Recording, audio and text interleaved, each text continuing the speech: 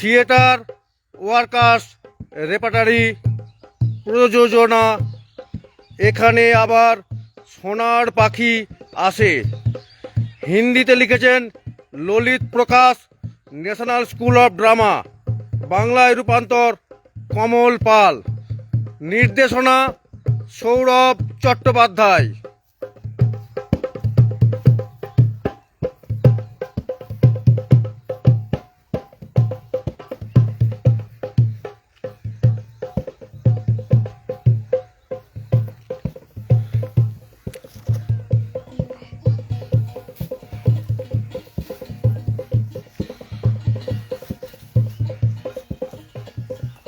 আরে আরে বাউল ভাই যে, হ্যাঁ তা এইদিকে অনেক দিন পর কোথায় ছিলে কোথায়?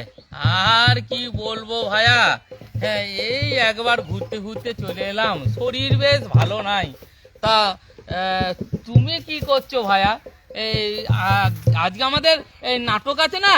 হ্যাঁ আমাদের আজকে যে নাটক আছে, নাটক তাহলে একটা কথা বলি ভাইয়া, এই নাটক নাট্যশাস্ত্র জানো? নাট্যশাস্ত্র কি, এর ভিত কি? হ্যাঁ এসব আবার কি? বাউল ভাই কি যে বলে, ওসব তোমাদের কথা তোমরা ভালো বলতে পারবে, আমাদের আর কি। তবে এই নাটক করি, হ্যাঁ এই আর কি।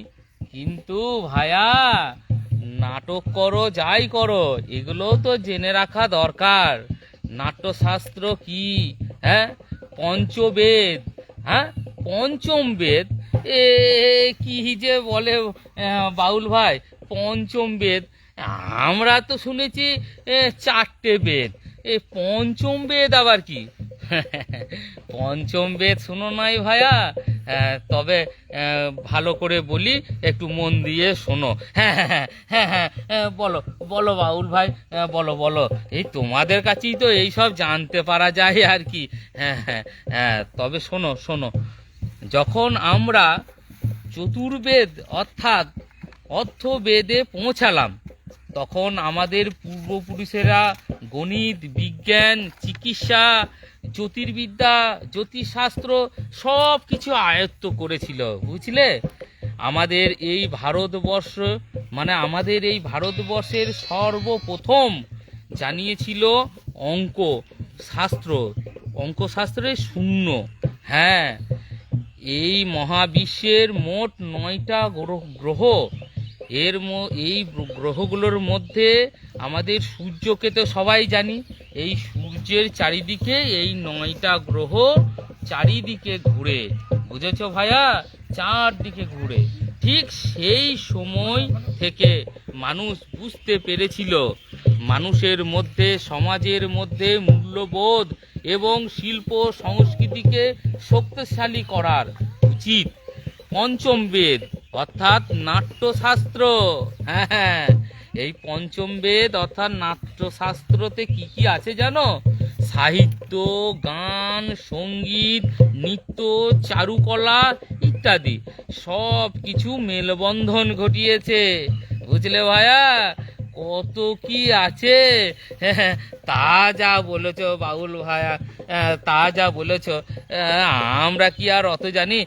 আরো কি কি আছে, আর কি আছে, বেশ ভালোই লাগছে। বলো বলো বলো বলো। তবে শোনো, হ্যাঁ হ্যাঁ হ্যাঁ হ্যাঁ হ্যাঁ শোনো শোনো। আমাদের দেশের একজন মহান ঋষি ছিলেন, তিনি ছিলেন একজন মহান দার্শনিক, তার নাম ভরত মুনি। তিনি পঞ্চম বেদ অর্থাৎ নাট্যশাস্ত্র রচনা করেন। হ্যাঁ পঞ্চম বেদ নাট্যশাস্ত্র রচনা করে। ও বাবুল ভাই, এই কি নাম বলে জানো? ওই যে ভরত মুনি। সেই সময় আমাদের দেশে ছিল কত উন্নতশীল দেশ, জ্ঞানী গুণী শিক্ষিত কত মানুষ। আমাদের দেশে কত বিশ্ববিদ্যালয় ছিল জানো ভাইয়া? হ্যাঁ কত ছিল ও বাবুল ভাই, এই কত ছিল বলি শোনো।